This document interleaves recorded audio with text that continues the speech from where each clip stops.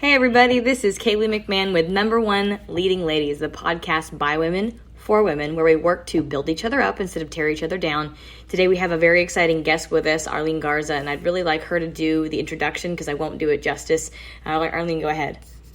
Sure. Well, Kaylee, thank you for having me on. I'm always happy to share what I've learned along the way, and especially with women, because I think, as you know, we are underserved or underrepresented in this commercial real estate market. So anytime that I can help another female succeed, I'm always happy to do that. Per your request, our background or my background is I spent 20 years in the banking industry as a lender, running a large marketing team and human resources team nationwide for a large multinational bank. And in 2008, my husband sold his property management software company. And because he had that exposure to property management, seeing kind of the back end of what owners were doing through his software, he approached me and said, "Hey, I really want to buy multifamily property."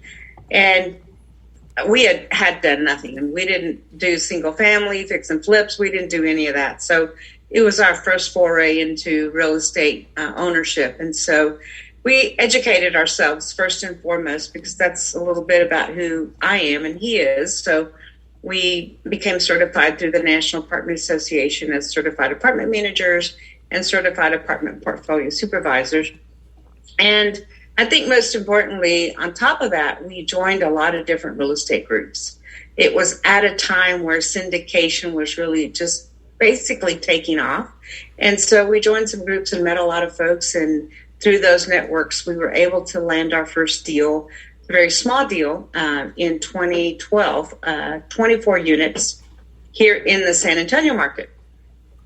So from that, we grew to about 500 units, all self-managing.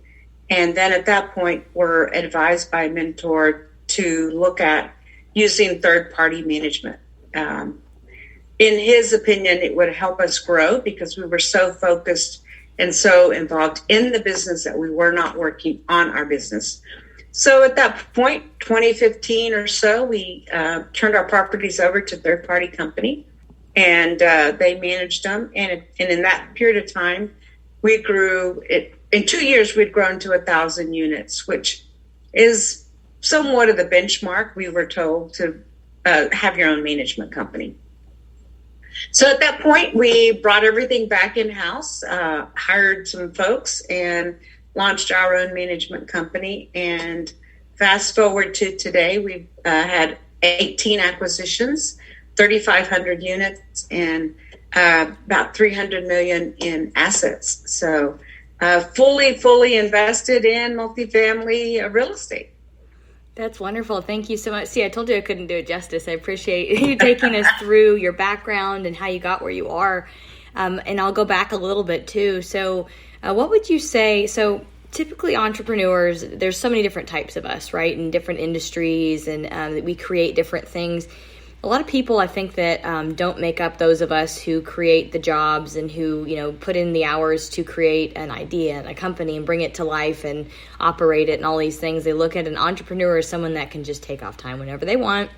They can live wherever they want. They don't, anyway. And I think the reality is far different. So I guess the question would be, when it comes to what it actually took to get from an idea to, okay, I have something that's making money and giving us traction. What did it take? I mean, some of us have to take out, put their first earnest money deposit on a credit card. Some of us have to live with our parents to pull it off. Like, what did it actually take to get from an idea, like, all the way to this is working and making money and traction? Sure. Well, I think the first thing, it didn't involve money. The first thing was just to get rid of the fear. I think a lot of times we're afraid of what we don't know. And so that was part of our process early on, was to know enough that we were comfortable putting our money at risk, because the very first deal, we had a very small investor, and primarily, well, step back a little bit. So my husband sold his software company. We were, starting that process. And then we thought, well, we've got the capital to invest. So that was not an obstacle We've got the balance sheet. That was not an obstacle, but we did not have experience. And so when we looked at our first transaction, our first acquisition, we said, how do we convince a lender that with our strong business backgrounds that we can run this property and that we're going to pay them back?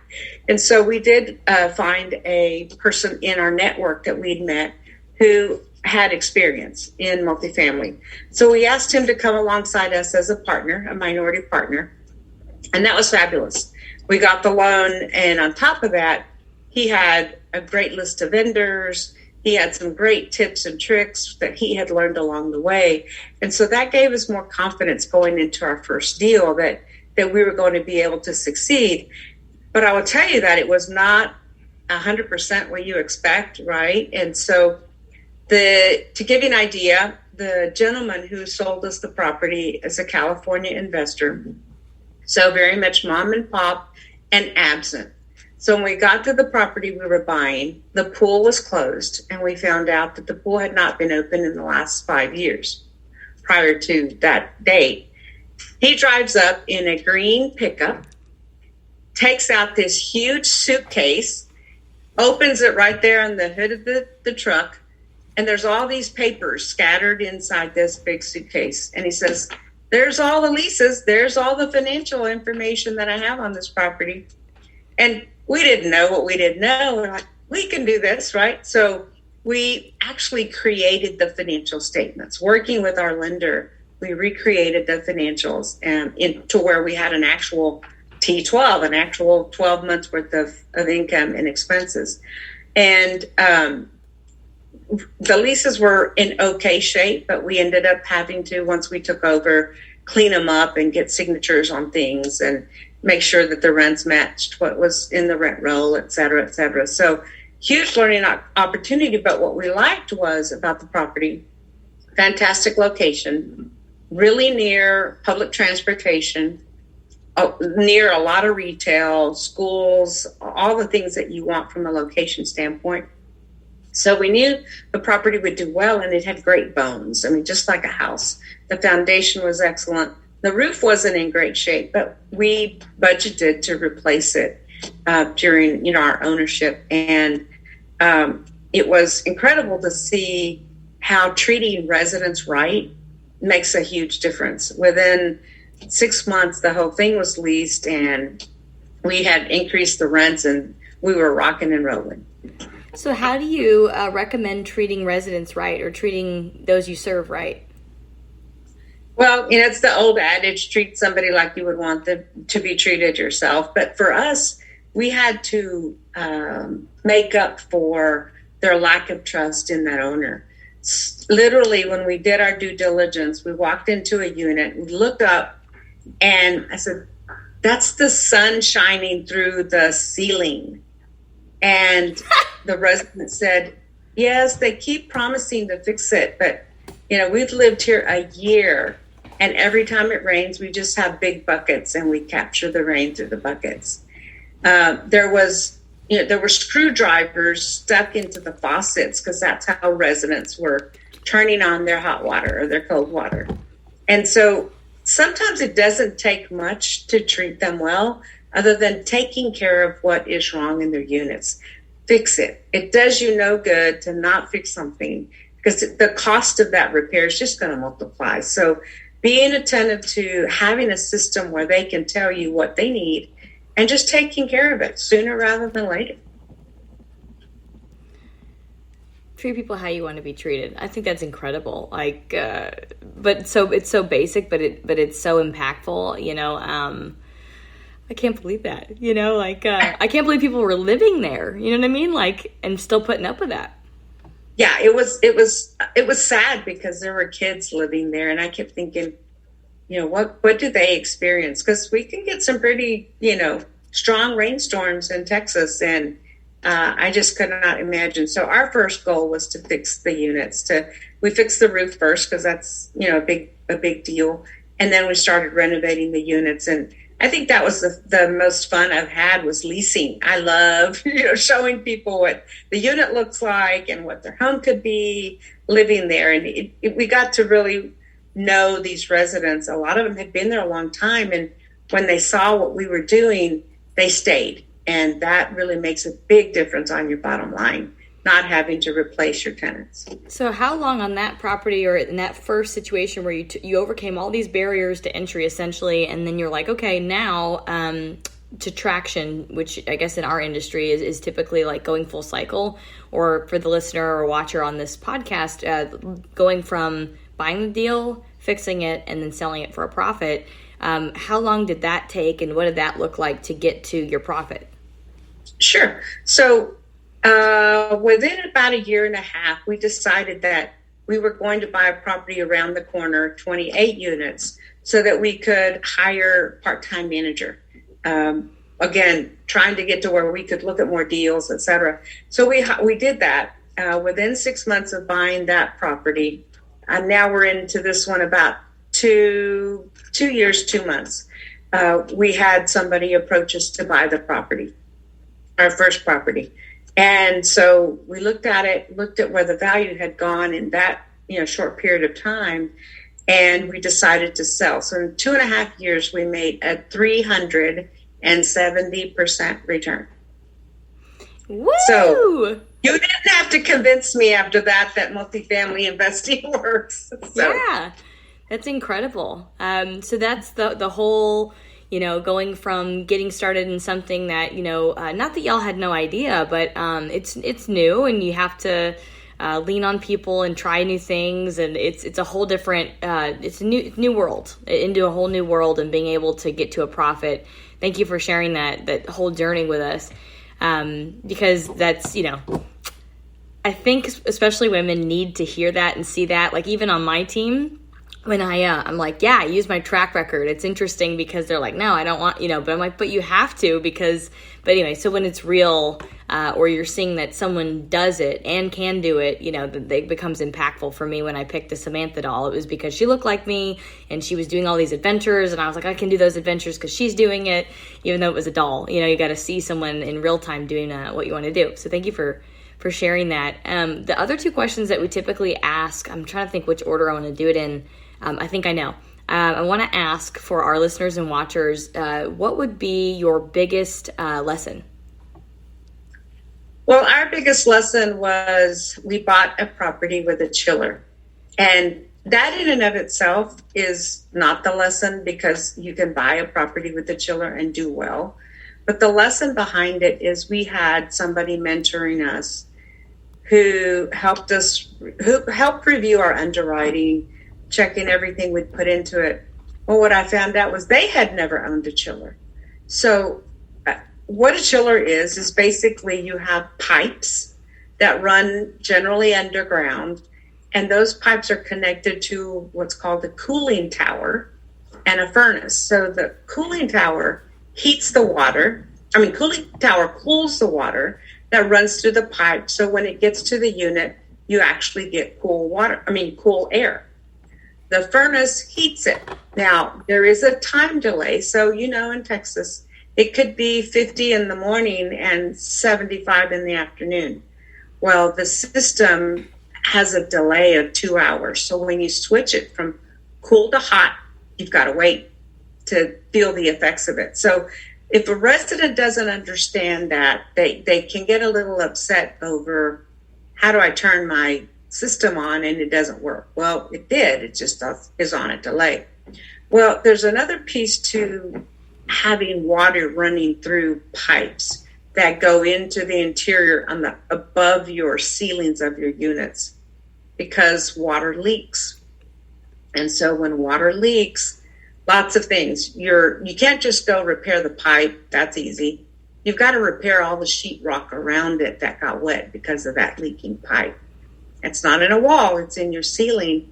And the unit themselves, to repair them, required a little bit more of a specialist than our typical maintenance guys could do. So the repairs were more expensive than we had budgeted, one.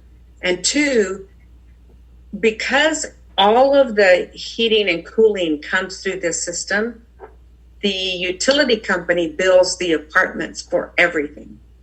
The apartment paid for everybody's water and everybody's electricity. So you are now the utility companies for all these tenants on top of being their landlord. So when you do your pro forma and you're looking at how much do I capture when I bill the tenants for water and electricity, well, you've got a ratio 80 to 90%, depending on what you're allowed to do by requirements and the way your property's laid out, et cetera, common areas, you name it. Well, what we found is that our capture rate was not that. It was a lot lower because when somebody moved out, you had a month's worth of utilities that weren't even yet due because you're billed a month in arrears, right, by the utility companies. So that extra amount, when you look at, a $25,000 bill every month, was a big, effect on the property. Now, we ended up fine. Nobody lost any money, and, investors had cash flow along the way. But what we learned is that when you're getting into a property that has unique characteristics, make sure you understand what they are and how they affect your bottom line. And I would say that that's probably our biggest learning experience today is that. Uniqueness. That's a good way to put it, because there's so many other different things, whether it's like, oh, this is the first time I'm looking at student housing. This is the first time I'm looking at a deal where there's a lot of military here, anything like that. Yeah. Yeah, and that property actually was very near one of the bases. San Antonio has a lot of bases. It's Military City, USA. And what we learned on the back end of selling that property was that you really should understand your concentration. If you have a concentration of students, you're going to be underwritten as a student housing property. If you have a concentration of military, you're going to be underwritten by lenders as you have a concentration of one type of renter. And with military, they can deploy people. And when they get deployed, you can't charge them a fee. I mean, it's our duty, right, to respect they're there to serve us. And so you end up having to, find new tenants if you've got a deployment that happens. And it's different for Army versus Air Force. We've got both. Air Force doesn't always deploy, a whole squadron or whatever at one time. It might be onesie, twosie kind of deployments. So again, just understanding who's your tenant base, what are the unique parts of your property, and how do you position that the best that you can. Absolutely. So would you suggest in that situation where there's a new item or a new feature characteristic, would you find a mentor that's done that before? Or what would be your next step to be able to, because you could go to the people who will essentially judge your property, like the lender, et cetera, insurance company for advice, but really that's kind of too late, I think. Then they're like, well, this is what we'll do. But how do you educate yourself up front when it comes to those new items? Sure. Well, I think, the beauty of our world today is that there are podcasts galore. There are so many gurus out there that you can pretty well, enter something on the World Wide Web and pull up data on it. But even beyond just having a general understanding, if you do have a mentor, that's always very, very good, because you can get into more detail. Going to the lender, unless you've got a really confidential, great relationship with them, you don't always want to reveal that you don't know what you don't know. So I would say, there's some wonderful groups, just like yours out there, that you can post a question. Hey, has anybody ever done this type of a property? Or have you ever run across this sort of a thing? And on top of finding those mentors that maybe have done it for over, a longer period of time, use all your resources that you have. And I'll just say, even though you ask the question, vet the answer. So you might get 6 or 7 people that answer your question on your post on Facebook. Well, my follow-up question would be, have you actually done this? Yes, that is the lesson. I've had to learn that lesson in single family, in multifamily, in life, lawyers. Oh my gosh, it's literally have you paid that person to deliver that thing to you? And then on the other end, how did you feel, or were you satisfied? Yeah, yeah. Correct. Yeah. It's that experience and track record, whatever you want to label it, that really makes the biggest difference. And I've just found that there's a lot of folks willing to give advice, but you don't always know if they've been through it themselves. And I can tell you, I mean, so many different scenarios where we've been through something, you know it intimately because you lived it, for a period of time. That's right. That's incredible. Now, that is like the best advice, industry agnostic. I mean, I would just say for sure. What would you say, Arleen, has been your biggest win? Biggest win? Well, it's a personal one. I would say, my husband and I worked together. We'd never worked together before. And it's different than a general partner you might run across that you meet along the way, because you go home to the same household every night. Yeah. But I think for us, it was learning how to identify our unique abilities. So my husband was serial entrepreneur from the age of 26. I came out of the corporate world. The decision-making process is very different in both of those two worlds, right? In his case, he needed to get something done. He researched it, he pulled the trigger, and he went for it. In the corporate world, you research it, you present it, and then you present it to the next committee, and then you present it to the next committee, and then you get a decision. So I had to learn not to overreact when a decision was made very quickly, because that was his way of doing things. And he had to learn that sometimes you really needed to wait and do a little more exploration before you pull the trigger. So that has been a big one. And I would say whether it's a spouse or a partner that you meet, identify, one, what do you love to do? You personally, what do you love to do in this environment? What are you good at? And then what are the things that you're good at, but you just really hate to do? Yeah. And I would say those things that you're really good at and you hate to do, you can probably hire somebody to do that. Right. And that's going to make life so much better. So that to me has been a big win in terms of developing a strong partnership. A secondary win is our kids have been part of this industry right along with us. They worked on property when they were in high school during the summer, leasing, or our son did maintenance until his senior year. He said, "Can I get a promotion to leasing? Because that's indoors."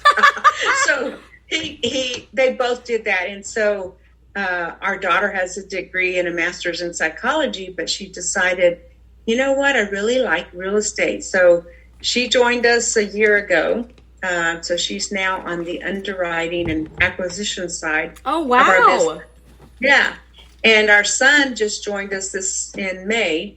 His degree that he's about to wrap up is in real estate finance and development. He wants to build them from the ground up. And in fact, we're going to be launching our first small build in the next month or so. And he's going to help head that up. So it's a big blessing. It wasn't anything, I would never force them into a family business, but it truly is a legacy business now because they'll be able to carry it forward. That's incredible. That's incredible. That's all I'll say. Arleen, I really want to really just thank you and let you know that you're so valued for spending the time to, show other women that this is possible. You're even showing me right now, for example, some of my podcasts are a little selfish, I'll be honest with you, that I get to learn from other people and then also that I get to see for myself.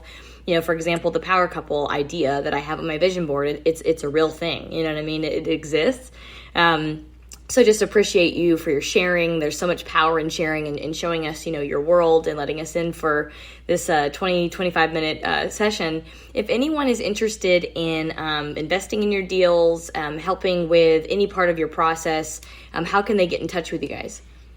Sure. The best way is to go to our website. It's R as in Robert, E as in Edward, E as in Edward, P as in Paul, equity.com. So reapequity.com. And there's a little button there that you can click that we will contact you, and you can request to speak to me when you set up the call, and our investor relations manager, Rebecca, will set up those calls and send an intro email, and we'll be able to jump on a phone call and talk. Arleen, I really appreciate you being patient and trying it again and being here today. For everybody listening, this has been Number One Leading Ladies. You already know me. Please tune in next week or watch online next week for our episodes where we work to bring women together and to build each other up instead of tear each other down. And again, thank you so much, Arleen. Well, thank you, Kaylee, for building women up. We're all in this together, and I'm so excited when I find strong ladies like you that are willing to help others. Thank you. I think that our strength really is in each other. And so the moment that we lean on that and we're okay with that, I think the moment, wars will stop, and we can get into that to another time. I agree. Well, so happy to spend some time with you. Thank you, Kaylee. Thank you, Arleen.